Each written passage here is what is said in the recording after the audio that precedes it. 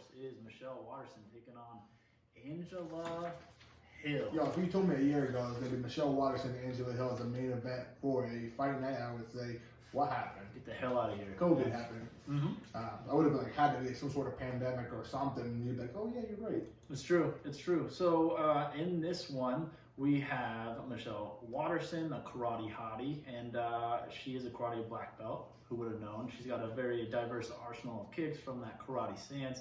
She's definitely a very capable grappler. She's always got that. She's got a constantly ever improving takedown game. She's got some sneaky hip tosses, some trips from the clinch, and kind of a underrated submission game. I feel like she's a purple belt, but she's got 9 career subs.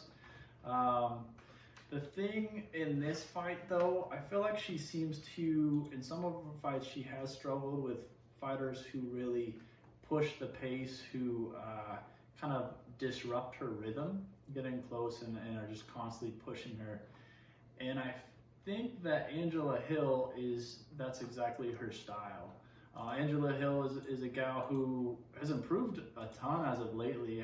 I feel like I remember watching her. Yeah, 100%. Then years ago and just not that good. But as of late, very good. She's a very good pressure fighter, constantly moving forward. 5.76 strikes landed per minute. She's the busier striker in this one, and I think that pressure is going to be a problem for Waterson. I actually think Waterson's best chance or best approach in this fight would be to take the fight to the ground, which is entirely possible, and to get a control or a submission from there. Overkill Hill, not super easy to take down. We saw that against Claudia Gadela, who has got pretty decent takedowns, and she stopped 3 over 4 takedowns. So I think I'm going to go with the odds, even though they're slight, but I think that Angela Overkill is going to get the decision win. I think she's going to keep it on the feet and use that pressure, make it kind of ugly, and outpoint Waterson. Yeah, I mean, that's definitely her recipe to get the job done, is to keep it on the feet and to try to, like you said, pressure land combination, be the busier fighter, and by that time, 25 minutes is up, get her hand raised.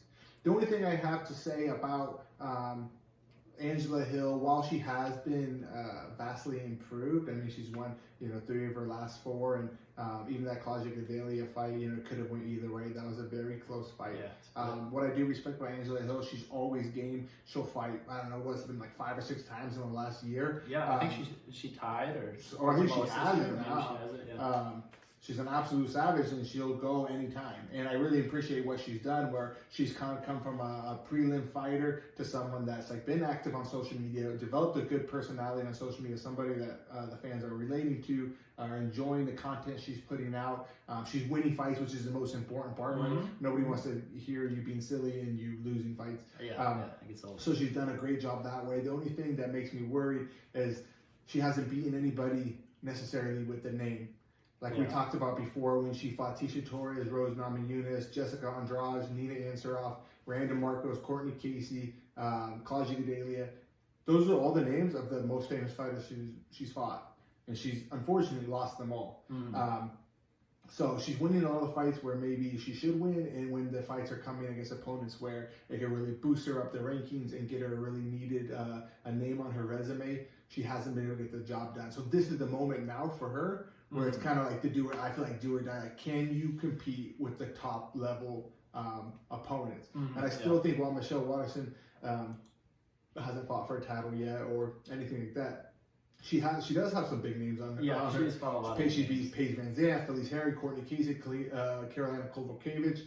She's been in there with people like Carla Esparza, Joanna Jędrzejczyk, Tisha Torres, Rose Namajunas as well.